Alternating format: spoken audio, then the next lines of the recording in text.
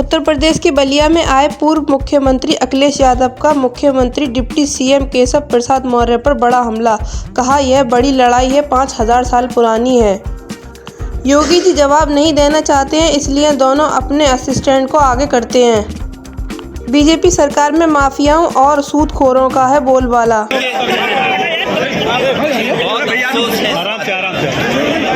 इस तरह की घटना आज के समय पर हो रही है और कोई व्यापारी तभी फेसबुक लाइव करेगा और इस तरह का कदम उठाएगा जब उसकी कोई सुनवाई नहीं होगी।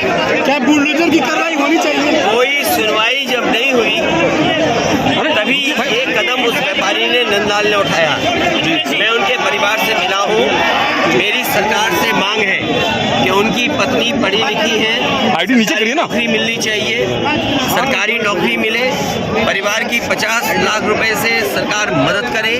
और ये वही सरकार है जो समाजवादियों पे कभी कभी आरोप लगाती थी कि हम मदद में भेदभाव करते हैं। इस व्यापारी की जान गई है सूदखोर। मतलब बलिया जैसी जगह पर इसकी बलिया की पहचान दूसरी है। यहाँ क्रांतिकारी लोग रहे हैं जी। ये समाजवादियों की धरती रही है। वहाँ इस तरह का अन्याय केवल एक परिवार नहीं है, इसके अलावा 2 परिवार और मुझे मिले हैं जिन पर इसी तरह का कर्ज लिया और जो कर्ज देने वाले सूदखोर हैं जो सरकार से मिले हुए हैं, बीजेपी से मिले हुए हैं, वो लगातार इनके ऊपर अन्याय कर रहे हैं, जबरदस्ती वसूलना चाहते हैं। जितना पैसा दिया है उससे भी कई गुना ज्यादा वसूलना चाहते हैं। सोचिए, अगर 1 रुपए लें और 100 रुपए वसूला जाएगा तो क्या व्यापारी खुशहाल होगा? क्या कोई जिसने अपना जीवन यापन कारोबार बढ़ाने के लिए लिया होगा पैसा, ये जिम्मेदारी सरकार की है। जब सरकार अपने बैंकों से पैसा नहीं दे पाती है, आसानी से पैसा नहीं दे पाती है, तब ये सूदखोरों के पास जाते हैं जो लोकल स्तर पर दबंग लोग होते हैं। और बीजेपी की सरकार में माफियाओं का, सूदखोरों का बोलबाला है। तो क्या यूपी में सूदखोरों का आतंक है सर? देखिए, अगर ये घटना बलिया में हुई है और जगह भी जब इस बात को लाया गया था सामने कि जब किसानों का कर्ज माफ हो रहा है तो सूदखोरों का कर्ज माफ कौन करेगा, ये सवाल उस समय भी उठा था। सरकार को ध्यान देना चाहिए था, सरकार की जिम्मेदारी बनती है और सरकार इस तरह के कारोबार को बढ़ावा नहीं दे सकती जहां पर इस तरह का अन्याय हो। बुलडोजर की भी कार्रवाई होनी चाहिए। बुलडोजर तो सरकार हर एक चला रही है। जिनका दोष नहीं उन पे भी बुलडोजर चल रहा है।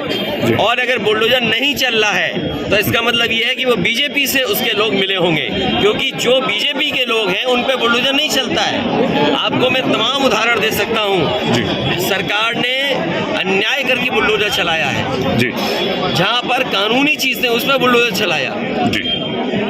और यहाँ पर बुलडोजर क्यों नहीं चल रहा? क्योंकि इसलिए नहीं चल रहा है, बीजेपी के लोग होंगे, बीजेपी की सरकार है तो बीजेपी का ही बुलडोजर है। वो सरकार का न्याय दिलाने का बुलडोजर नहीं है, वो बीजेपी का बुलडोजर है। अगर बीजेपी का बुलडोजर है तो बीजेपी अपने लोगों पर कैसे बुलडोजर चलाएगी? अखिलेश जी, डिप्टी सीएम साहब कह रहे हैं कि आप पूर्वांचल को संदेश देने जा रहे हैं कि गुंडे और माफिया जो पूर्वांचल के हैं वो एक हो जाए। मुझे ये बताओ, कौन से डिप्टी सीएम ने बोला? फिर केशव प्रसाद मौर्य ने। देखिए, केशव प्रसाद मौर्य जी के बारे में आप लोग समझदार हो, बलिया के पत्रकार साथियों, आप तो खुद लड़ाई लड़े थे अपनी खुद की। इसमें हो सकता है कुछ लोग हों जेल होके आए थे, जब पानी बलिया में भर गया आजमगढ़ में जेल में थे। मैं खुद आना चाहता था मिलने, लेकिन आप लोग रिहा पहले हो गए तो नहीं मिल पाया मैं। खैर, जो डिप्टी सीएम को इसलिए आगे करते हैं हमारे योगी मुख्यमंत्री जी क्योंकि वो जवाब नहीं देना चाहते। जो उन्होंने पहनावा दिया, पहनावा है जो उनके ऊपर, क्या एक योगी की सरकार में सूदखोर किसी की जान ले लेगा? आप खुद कल्पना करिए। ये जो योगी सरकार है, खुद वो मठ के पीठाधीश मठ के सबसे बड़े पद पे बैठे हुए हैं, उनकी सरकार में सूदखोर जान ले रहा है। तो ये कहाँ का न्याय है? और जो डिप्टी सीएम को इसलिए आगे किया जाता है, लड़ाई बड़ी है, 5000 साल पुरानी है। कुल्हाड़ी में तभी पेड़ कटेगा ना जब उसमें लकड़ी पेड़ की लगी होगी। तो ये सब वो लोग हैं जिन्होंने किसी को न्याय नहीं दिलाना है। डिप्टी सीएम यहाँ क्यों नहीं आए? मुझे याद है बलवंत सिंह कस्टोडियल डेथ हुई उसकी, तक कुछ लोग हों जो जेल होके आए थे, जब पानी बलिया में भर गया आजमगढ़ में जेल में थे। मैं खुद आना चाहता था मिलने, लेकिन आप लोग रिहा पहले हो गए तो नहीं मिल पाया मैं। खैर, जो डिप्टी सीएम को इसलिए आगे करते हैं हमारे योगी मुख्यमंत्री जी, क्योंकि वो जवाब नहीं देना चाहते। जो उन्होंने पहनावा दिया, पहनावा है जो उनके ऊपर, क्या एक योगी की सरकार में सूदखोर किसी की जान ले लेगा? आप खुद कल्पना करिए। ये जो योगी सरकार है, खुद वो मठ के पीठाधीश, मठ के सबसे बड़े पद पे बैठे हुए हैं, उनकी सरकार में सूदखोर जान ले रहा है।